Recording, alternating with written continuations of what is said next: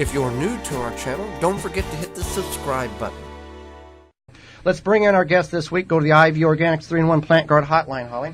Jessica Walliser co-hosts Organic Gardeners on KDKA Radio in Pittsburgh, Pennsylvania. She's a regular contributor to Fine Gardening, Urban Farm, and Hobby Farm magazines.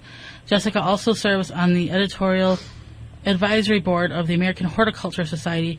She's also an author and devoted bug lover and has a new book called Container Gardening Complete, Creative Projects for Growing Vegetables and Flowers in Small Places. Welcome to the program, Jessica. Thank you so much. How are you guys this morning? We are doing well, and we appreciate you taking time out of your day to join us and share some of your wisdom with all of us. Well, I so appreciate the invitation. It's always great to talk to you guys. We've been looking through your book, and it's very nice. It's got a lot of great pictures, ideas. It's definitely it is a complete container gardening book. So for sure. So now many people may not realize you can grow fruit trees and berry bushes in containers. What are some tricks to doing that? Yes. Thank you for your compliments about the book, Holly. I appreciate that so much. And yeah, talking about fruit trees, I mean, right off the bat, that's something that a lot of people think must be really difficult to grow in containers. But the fact is, fruit trees are one of the most fun things to grow in pots. But the trick is that you really have to choose the right size container and the right varieties of fruit trees. Obviously, when you're talking about growing, substantially sized plant material in a pot, you need a pretty big container that holds a large volume of soil, and then you need to choose a variety that's bred specifically for containers. So you need to look for something that's grafted on a extra dwarfing rootstock, or you would need to look for something that is a true genetic. So, for example, there's a bunch of peach and nectarine varieties that are true genetic dwarfs that max out at about, 4 or 5 feet tall. So one of those would be a good one for containers. Or a smaller fruit plant like blueberries or some of the container-specific varieties of raspberries or strawberries. Those are great ones to grow in containers. Well, with growing in containers for new gardeners who may choose this route because it seems like a good way to get started, do we have to worry about less insects, less problems, less bugs, or is it the same concern as those who are growing in the traditional methods that many of us gardeners like you and I grew up with? Yeah, well, it's one of the things that unfortunately is often, there's a lot of misinformation about how easy it is to grow in containers. And I don't want to give anybody the impression that it's difficult, but we also need to be really truthful. And we can't say that growing in containers is trouble-free because that would just set people up for disappointment if they did end up having issues. So one of the things that we wanted to do in Container Gardening Complete was actually have a whole chapter dedicated to troubleshooting, which really talks about the fact that, yeah, you know what, you are still probably going to have to deal with pests. You might still have to deal with diseases. Now, there's probably going to be fewer soil-borne diseases in a container because you're using usually a sterilized potting soil to grow the plants, but there's still potential for those types of issues. So, you still have to be on the lookout for pests. You still might have to manage them using some organic techniques. But it is a lot easier to grow in containers in terms of, you don't have to weed, you don't have to mulch. So those types of chores are definitely reduced.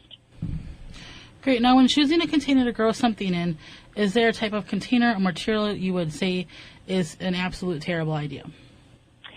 Well, I think that kind of depends on where you live and what your growing conditions are. So, for example, if you live in a really hot climate and the sun, that you're going to have your container garden somewhere where there's a whole lot of full sun, you might want to skip a container that is made out of metal, especially a dark-colored metal, because that can really retain a lot of heat. It can make the soil and the roots right inside the pot, extra hot. You could risk burning the roots and actually quite literally frying the plant. So that would be something to skip in a really warm climate. If you live in a climate with a lot of winds or, sort of dry air, then you might want to skip growing in terracotta because terracotta, which is just sort of those orangish traditional clay pots, while it's pretty inexpensive, it's extremely porous, and plants and soil in a terracotta pot will dry out very, very quickly, especially if there's any amount of breeze or wind at all. Well, we get this question a lot, and you're a bug expert, good and bad bugs. people say, I have a lack of pollination, which we all know in the gardening world that is a major concern. What are some good ways to increase pollination for these plants that do need it? Yeah, so if you're planning on growing vegetables in your container garden at all, it's always a good idea to also make sure that you have plenty of flowers included in that container vegetable garden. So I always tell somebody, if you're going to plant a tomato plant, then also put a couple of plants in that pot that are very attractive to bumblebees, because bumblebees are the primary pollinators of tomato flowers. They need to have that what's called buzz pollination, which is that vibration, right, like an electric toothbrush against the flower. So those are the types of plants that you want to plant if you're going to grow something like tomatoes. If you're going to grow like a dwarf watermelon or a bush type of squash or cucumbers, then you're going to want to plant some flowers that might attract the European honeybees or some of our larger native bees like the squash bee or leafcutter bee. So as many flowers as you can include in that container vegetable garden, the better your pollination will be. They always should go hand in hand. Great. Now, feeding, fertilizing is a good idea for all gardeners. When it comes into containers, since they are smaller and some nutrients can run off faster, what is a good feeding guideline? Yeah, so, I always say container fertilization really should be twofold. One, it should involve using the right potting soil, and ideally that's one that already contains an organic slow-release fertilizer within that potting soil mix. And when I mix my soil to go in my containers, I always do half potting soil and half compost, because that compost will add nutrients. It'll also add a lot of the good soil microbes that plants use to grow. And so that should be the first step, setting yourself up right with a good nutritious mix in that soil. But then you also do want to use a liquid organic water-soluble fertilizer in your irrigation water. So there's a bunch of different brands out there. Being an organic gardener myself and a former organic farmer, I would always say go with ones that are based on naturally occurring ingredients, and use those instead of the chemical, blue water-soluble ones if you can avoid those, especially if you're going to grow edible crops. And so I usually recommend to people to do that in their irrigation water about once every 2 to 3 weeks according to the label instructions, and that will really provide your plants with all the nutrients that they need. If we're growing annuals in containers from last year to this year, or we had containers, grow bags, that we had tomatoes, peppers, whatever in it, how do we revitalize that soil? What's a good way do we need to dump the container out and repot it, or just put new soil in? What's the best way to go about doing that? Well, ideally, that's a great question. I get this a lot when I go out and give talks, and ideally you want to replace that soil mix 100%. And that is especially true if you're growing any types of vegetables like those tomatoes and peppers that you mentioned that are prone to any soil-borne fungus or any blights. And that is because the blights can overwinter in the potting soil on the pots themselves. And so it's really important that you empty the pot out. At the end of the season, you scrub it out with a 10% bleach solution to really kill any of those possible pathogens. Obviously, you can't do that if you're growing an apple tree or a blueberry bush in a container, because you don't want to have to uproot that plant every year. In that case, you could just add a little extra fertilizer, maybe top it off with an inch or two of compost in that pot. But if you're talking about annual plants, ideally you really do want to completely swap out that soil mix, again, especially if it's a plant that's prone to disease. Okay, that was my question. Is there a certain gallon size, like if I'm doing 60 gallon, 120 gallon, we still want to get that soil out, or is there kind of a guideline there going, if it's this big, only remove so much, or what would you suggest? Well, again, it's really up to the gardener, because I do know that potting soil can be really expensive. I do have some recipes in Container Gardening Complete where you're mixing up your own potting soil, which does help you save a lot of money.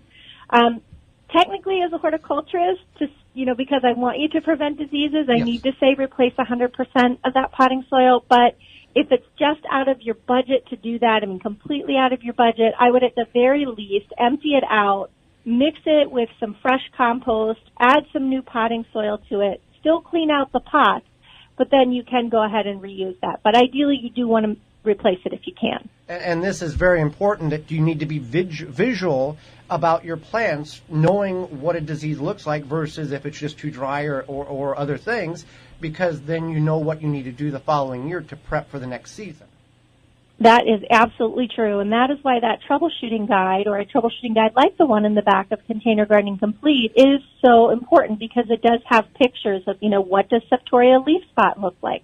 What does late blight look like? What are all these pathogens? And you can, once you ID them, then you can say, okay, listen, this plant had this. I know I need to empty and clean this pot out this year, because you definitely don't want a pathogen like that to overwinter. Right, and as gardeners, whether you're a newbie or an advanced, you just don't want to. The thinking process, it's not that bad, it will go away. That doesn't happen. It's just one of them things. For people who want to get your book, this new book you just came out, the Container Gardening Complete, and find out more information about you, and I do recommend getting the book if you have any inkling about container gardening. You've covered every aspect from top to bottom. How can people find your book and find out more about you? Yeah, thank you so much. Again, I'm so glad to hear that you guys enjoy the book and find it useful. Folks can get Container Gardening Complete through any online or brick-and-mortar bookstore, including Barnes & Noble, Amazon.com. They can even get it at online at Target and Walmart and all those booksellers.